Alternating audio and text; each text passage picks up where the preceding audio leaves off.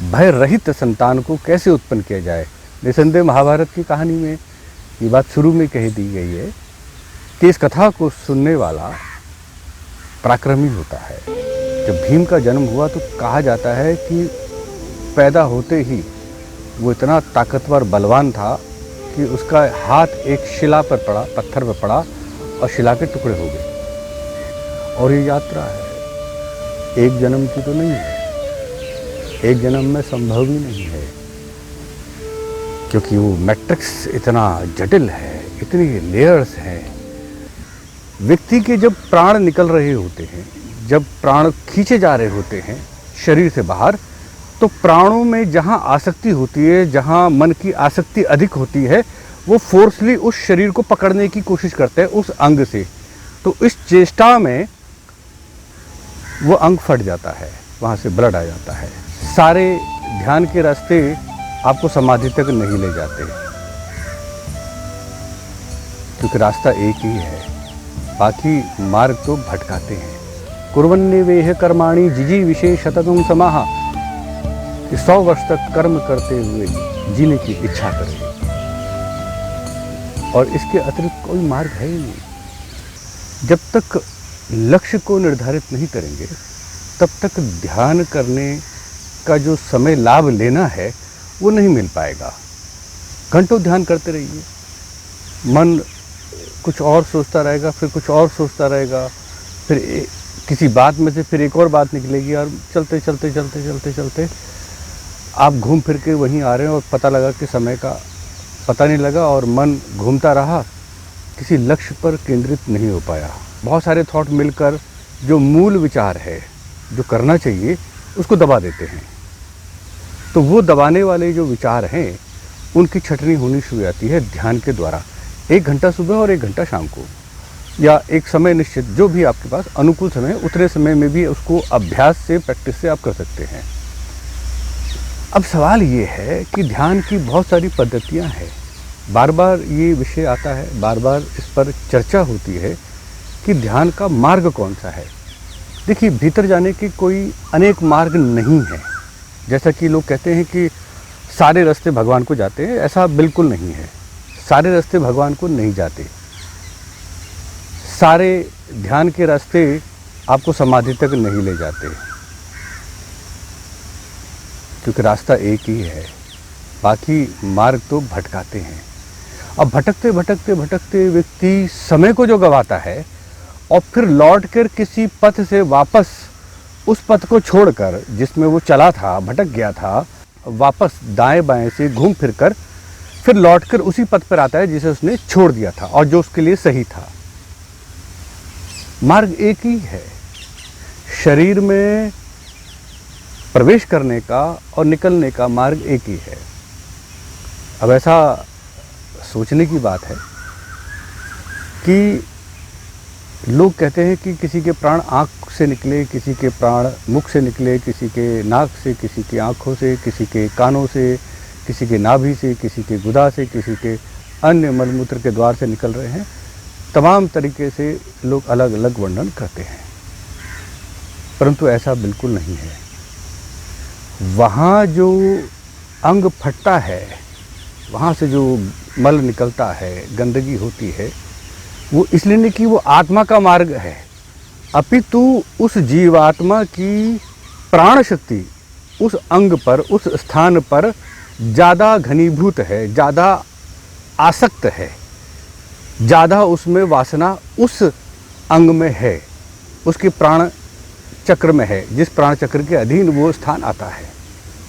तो वहाँ होने से व्यक्ति के जब प्राण निकल रहे होते हैं, जब प्राण खींचे जा रहे होते हैं शरीर से बाहर, तो प्राणों में जहाँ आसक्ति होती है, जहाँ मन की आसक्ति अधिक होती है, वो फोर्सली उस शरीर को पकड़ने की कोशिश करते हैं उस अंग से। तो इस चेष्टा में वो अंग फट जाता है, वहाँ से ब्लड आ जाता है। इस कारण से ऐसा मान लेते हैं कि इसके प्राण उस मार्ग से निकले हैं, जबकि वास्तव में प्राण कहीं और से निकलते हैं। ये मार्ग गुप्त है। इस गुप्त मार्ग को ही समझने के लिए ध्यान के प्रयोग किए जाते हैं। और ध्यान के प्रयोग और ये ज्ञान जिस मार्ग से आत्मा शरीर में प्रवेश करती है और जिस मार्ग से निकलती है, इसे अगर खोज लिया, इस सूत्र को अगर समझ लिया, तो ध्यान करना सही पथ वाला हो जाएगा।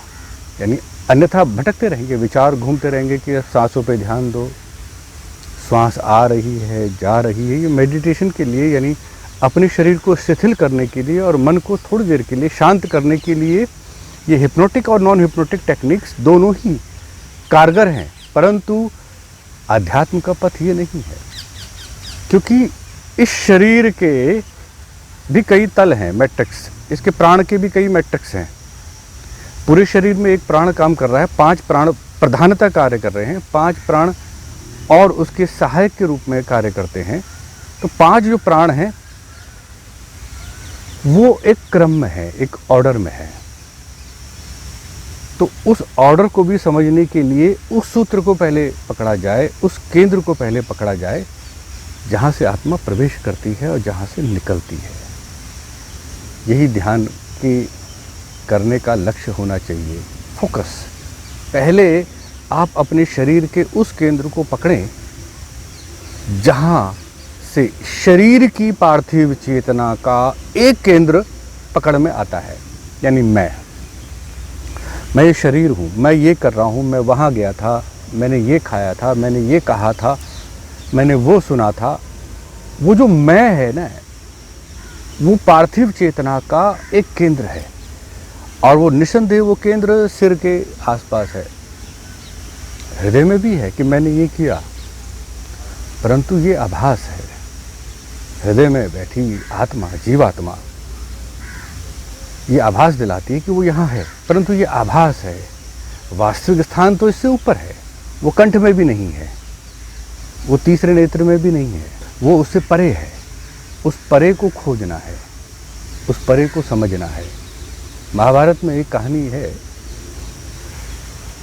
5वें पांडु के जन्म का वर्णन है। तो उसमें भीम का जब वर्णन किया जा रहा था, जब भीम का जन्म हुआ तो कहा जाता है कि पैदा होते ही वो इतना ताकतवर बलवान था कि उसका हाथ एक शिला पर पड़ा, पत्थर पर पड़ा और शिला के टुकड़े हो गए। यानी गर्भ में ही इतना पुष्ट हो गया था उसका शरीर, बाहर निकलते ही वज्र के समान शरीर वाला, कि पत्थर को तोड़ दिया एक हाथ मार के, इतना बलशाली। और ऐसे भी संतान होती है गर्भ में कि वो जन्म के समय मल विसर्जित कर देती है, भय के कारण, फियर के कारण। जैसे मृत्यु के भय के कारण व्यक्ति के अंग से मल विसर्जन हो जाता है, भयभीत हो जाता है, उसकी आंखें फड़कने लगती है, घबरा जाता है, उसका मुख खुला रहता है, अवाक रह जाता है।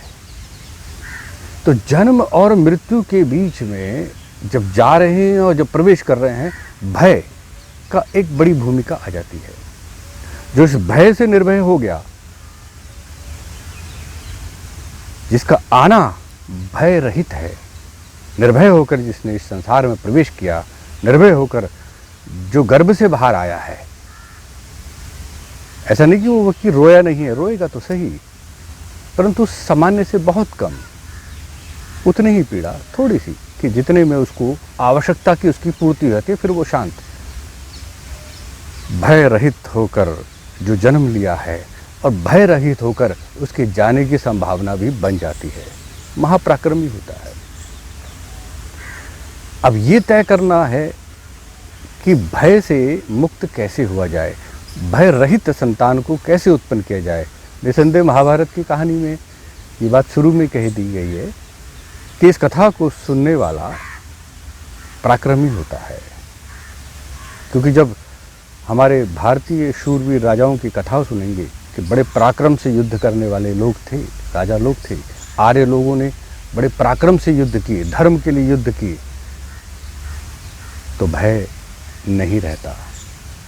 कथा सुनने वाला भी पराक्रमी होता है और कथा सुनाने वाला भी पराक्रम में वृद्धि करता है। इसलिए ऐसी कथाएं जब बालक गर्भ में हो तो सुनानी चाहिए। खूब सुनानी चाहिए। जितनी वीरता की बातें सुनेंगे भय से वो मुक्त हो जाएगा। भय को मुक्त करना ही ध्यान का लक्ष्य है। जो व्यक्ति जितना निर्भय है वो उतना परमात्मा के निकट है, क्योंकि परमात्मा के अधीन रहकर ही निर्भय हो सकते हैं। क्योंकि जो व्यक्ति गलत आचरण करेगा, मन से हिंसा करेगा, वो हमेशा शंकालु रहेगा कहीं उस पर वापस विपरीत हमला ना हो जाए। हिंसा करने वाला हमेशा शंकालु रहता है, भयभीत रहता है, क्योंकि उसने जो किया है वही भय उसको डराता है। परंतु जिसने धर्म के लिए हिंसा की है वो डरता नहीं है, वो सावधान रहता है, परंतु भयभीत नहीं रहता। वो हमेशा उद्यत रहता है कि फिर से अगर मुकाबला करने का अवसर आएगा तो उसी प्रकार से वो मुकाबला करेगा और परिणाम की चिंता नहीं करता, क्योंकि धर्म उसके साथ है, ईश्वर उसके साथ है, न्याय उसके साथ है। ध्यान पलायन नहीं कराता, ध्यान लड़ना सिखाता है। ये प्राणों का क्रम है कि जिस क्रम से प्राण, एक प्राण से दूसरे प्राण का सृजन हुआ, दूसरे से तीसरे का, तीसरे से चौथे का, चौथे से पांचवें का प्राण का सृजन हुआ, उस पांचवें प्राण ने और पांचों प्राणों ने मिलकर जो क्रिया की, उससे पार्थिव जगत की शरीर की उत्पत्ति के लिए एक आयाम का निर्माण हुआ। और उस आयाम, उस सांचे में ही जब प्रकृति के बीज से शरीर पुष्ट होता है, पंचभूत एकाग्र होने लगते हैं, घनीभूत होने लगते हैं, संगठित होने लगते हैं, तो एक संघात बनना शुरू हो जाता है। और वही पंचभूतों का संघात पिंड रूप में, फिर देह रूप में, फिर अंग प्रत्यंग रूप में प्रकट होने लगता है। तो जो इस प्राण के रहस्य को समझता है वो निर्भय हो जाता है। सिगमंड फ्रायड ने एक बार, डॉक्टर्स लोग बैठे थे, बात कर रहे थे, तो एक डॉक्टर ने एक नर्स का किस्सा सुना रहे थे कि एक नर्स ने एक बच्चे की जब डिलीवरी कर रही थी, बच्चे के जन्म के समय, प्रसूति के समय, बच्चा जब बाहर आ रहा था तो उसने मल त्याग कर दिया। तो वो हंसने लगे, क्योंकि फियर, डिलीवरी का फियर भी है। वो बाहर आ रहा है, घबरा रहा है कि मैं कहाँ जा रहा हूँ, क्या हो रहा है, अचानक से, क्योंकि वो बेहोशी की हालत में है। परंतु जो युद्ध करते हुए, कर्म करते हुए और होश पूर्वक शरीर को छोड़ते हैं, उनका अगला जन्म भी होशपूर्ण होता है। यानी उन्हें पता होता है कि उनके साथ क्या घट रहा है। उनके प्राणों में भय का कोई भी प्रभाव नहीं होता। वो निर्भय होकर अंग चला रहे होते हैं, हाथ पैर चला रहे होते हैं, बाहर आ रहे होते हैं। ऐसा नहीं है कि चक्रवर्ती राजा भी नहीं रोता जन्म के समय, वो भी रोते हैं, परंतु बहुत थोड़ी देर के लिए।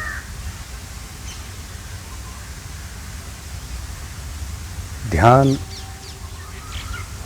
आत्मा का मार्ग का एक पड़ाव है, और इस यूनिवर्स के जो मैट्रिक्स है, इस मैट्रिक्स को समझने की ज़रूरत है। क्योंकि जब आप ध्यान करते हैं तो ये बड़ा संकल्प रखें कि भगवान का कोई एक स्वरूप आपके सामने प्रकट नहीं होगा, अनेक स्वरूप उसके प्रकट होने लगेंगे। आप चकित रह जाएंगे, आश्चर्यचकित हो जाएंगे कि कौन सा रूप भगवान का है। भगवान के हर स्वरूप, हजारों स्वरूप कहीं डिज़ोल्व हो रहे हैं, फिर एक नई चेतना का प्रकटीकरण हो रहा है, फिर उस चेतना के भी आप पार, ये अभ्यास की बात है, पार जा रहे हैं तो फिर एक नई चेतना, हर बार एक नई चेतना। और वो जितने नाम सुने हुए हैं, जितने गुण परमात्मा के सुने हुए हैं, जितने पात्र देवताओं के सुने हुए हैं, वो समस्त पात्रों की लीला समझ में आने लगती है। और ये यात्रा है, एक जन्म की तो नहीं है, एक जन्म में संभव ही नहीं है, क्योंकि वो मैट्रिक्स इतना जटिल है, इतनी लेयर्स हैं कि उसके लिए कितना समय लगेगा कहना असंभव है। कहना बहुत कठिन है, असंभव है, कठिन है। बस उस पर चलने के अतिरिक्त कोई दूसरा मार्ग नहीं है, ये भी समझ लीजिएगा। इसलिए कहा कि ईशावास्यमिदं सर्वं यत्किंचित जगत्याम जगत तेन त्यक्तेन भुंजिथा माग्रदः कस्य सुधनम, कि त्याग पूर्वक संसार का भोग करो, क्योंकि ईश्वर सब जगह बसता है। इस जगत में जो जगत है, भगवान का विश्व भी है, इस जगत में, संसार में भी एक जगत चल रहा है। इस संसार में जो ये काल चक्र है, एक यूनिवर्स है, इसके अंदर भी एक जगत है जो इस जगत को अनुशासित कर रहा है। यानी इस लोक को परलोक के द्वारा शासित होता है, उस परलोक को दूसरे परलोक के द्वारा शासन किया जाता है। जगत के अंदर एक और जगत है जो दिखाई नहीं दे रहा, परंतु वो है, उसकी सत्ता चल रही है।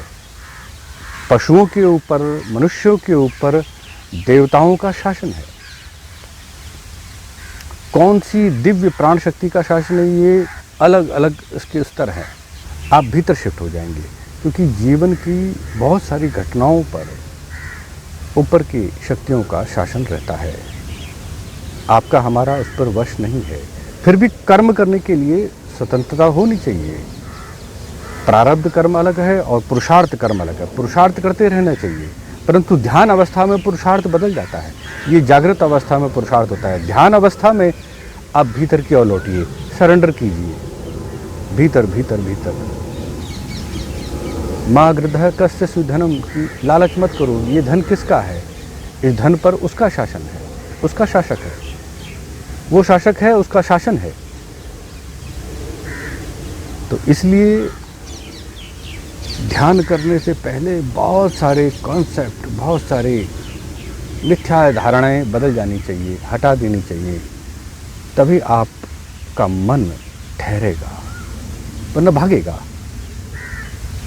जब आप संसार को समझ लेते हैं कि संसार को भी कोई और शक्ति चला रही है, तो और वो शक्ति इस संसार का भोग नहीं करती, उसे चला रही है। इसी प्रकार आप इस शरीर का भोग का भाव त्याग दीजिए, शरीर को चलाइए, क्योंकि जो आवश्यक कर्म है वो करना ही है, उससे बच नहीं सकते। कुर्वन्नेवेह कर्माणि जिजी विशेष शतकं समाहा, कि 100 वर्ष तक कर्म करते हुए जीने की इच्छा करें, और इसके अतिरिक्त कोई मार्ग है ही नहीं। कर्म करना ही आपकी व्यवस्था कह ले, आपकी अनिवार्यता कह ले, इसके अतिरिक्त और कोई मार्ग नहीं है। 100 वर्ष जीने की इच्छा करें। 100 वर्ष एक कंप्लीट वर्ष हैं। इन कंप्लीट वर्षों को जो जी लेता है, निसंदेह उसकी वासनाएं, उसकी इच्छाएं एक अलग तरह की परिपक्वता को प्राप्त करती हैं। और जब व्यक्ति परिपक्व हो जाता है, मैच्योर हो जाता है, वृद्ध हो जाता है, ज्ञान से भी, शरीर से भी, भावनाओं से भी, तब उसके लिए मुक्ति आसान हो जाती है। उसके लिए संसार को छोड़ना सहज हो जाता है, यदि उसका लगातार ध्यान का अभ्यास चल रहा है, 1 घंटा सुबह और 1 घंटा शाम को। तो नियमित ध्यान का अभ्यास करते रहिए, खोजते रहिए उस सूत्र को, उस मार्ग को, उस प्रकाश प्राण के पुंज को, जहाँ से आत्मा प्रवेश करती है और निकलती है। इसके अतिरिक्त कोई दूसरा मार्ग नहीं है। चलना ही आपकी नियति है। चलते रहिए।